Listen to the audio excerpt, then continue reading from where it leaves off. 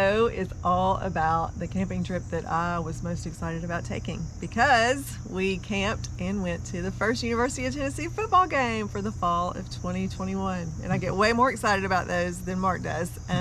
But I love a good UT football game. So let me be honest, she tears up on UT football games. Yes. Just watching the running through the tee, or the we didn't get to see the Vol walk this time because we were running late, but those are emotional events for Steph in her life, and I don't get that emotional like she said, but I am, and they're fun. If you've never been to a UT football game, they're just fun. Yeah, I don't know why I have such emotional reaction to the Pride of the Southland marching band, but I'm telling you, they hit the first note of Rocky Top and I am a puddle of tears. I absolutely love the atmosphere. I love to be in the stadium. I love the roar of the crowd. Yeah. I love everything surrounding, not just football, all UT sports, honestly. Yes. I just really, really enjoy that. So to combine a camping trip with the first UT football game was something I was anticipating greatly and looked so forward to doing, and it was a good time. Yeah, we kind of made our home base the Cumberland Mountain State Park, which I don't know if you can see my shirt, but that was near Crossville, Tennessee. It's about an hour west of Knoxville where the game was, but we had never visited there, and it was another state park, so we changed our original reservations, which were a little closer to Knoxville, because we heard really good things about the beautiful surroundings in Cumberland Mountain. So we had planned to just stay in a campground, not a KOA, but just a local campground that would have very little sights and sounds located there. So that was our plan originally, which would have been closer to Knoxville, closer to the game. But then we actually got some information from a friend that said, try out Cumberland Mountain State Park, which is in Crossville. And we are so glad that we did. And so it's beautiful. Really, so we're excited to share with you guys some of the beautiful things that we saw there. Really nice. And we did the game was on September 2nd. It's on a Thursday night, opener, which was unusual because it was the week before Labor Day weekend. So we went up on a Wednesday evening and came home on that Friday. So it was a real short turnaround, but again, about a 2.5 hour drive for us, and it was super close. It's funny because Steph went to UT, our daughter went to UT. We have friends at UT, and we continue to be amazed as we continue to share our exploration of state parks at how beautiful they are and how accessible they are, and we just, as Tennesseans, don't take advantage of them.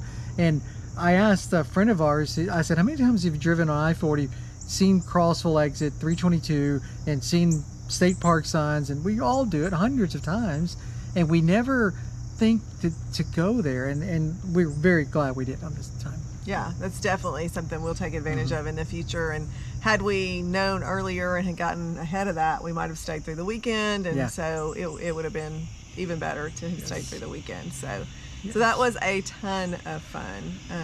And the weekend prior to that, a week and a half.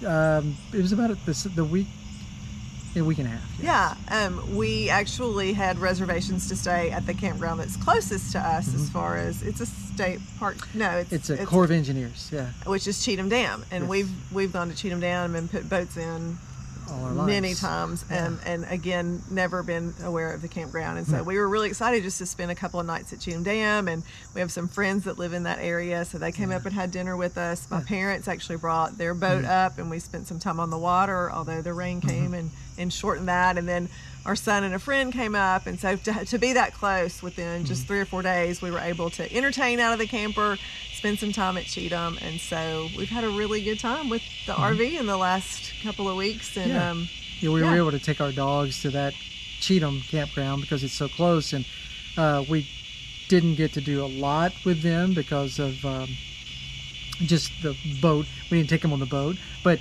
again, want to go back to that one.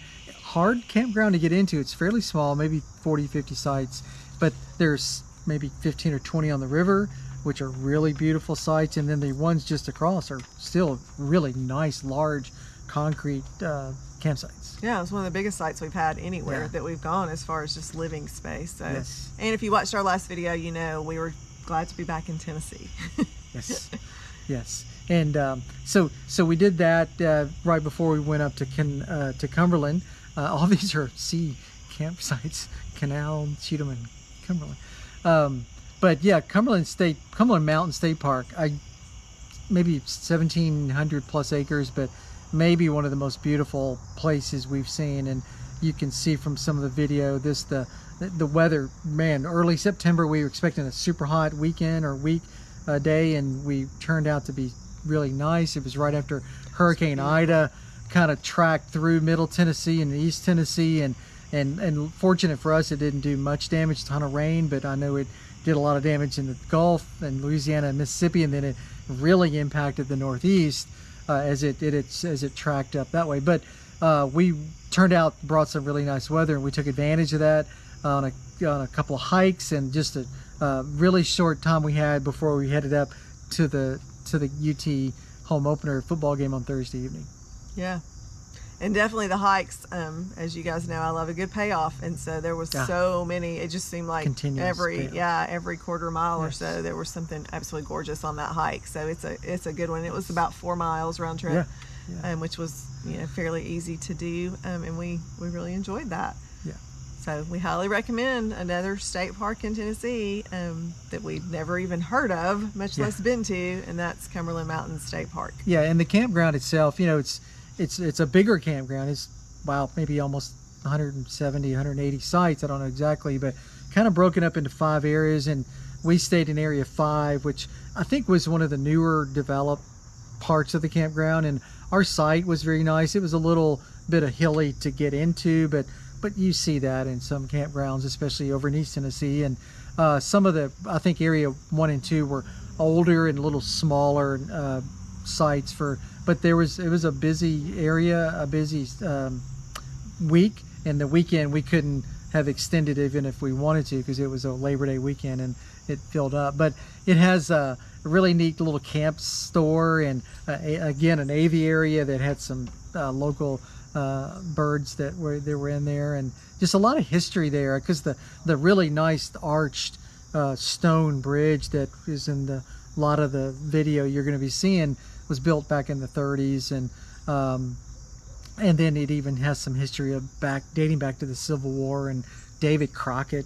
I know these are boring things to some of you, but it's just a lot of state history that I find really, really exciting and very, very educational. So that will do it for today's video. As we leave, we want you guys to get to experience what I love so much, and that is the sights and sounds of Neyland Stadium in Knoxville, Tennessee. Thanks for watching. If you like what you saw, we hope you will subscribe, like, and share our video with your family and your friends. We can't wait to share our next video with you, all about when we took the RV to the beach. We'll see you soon.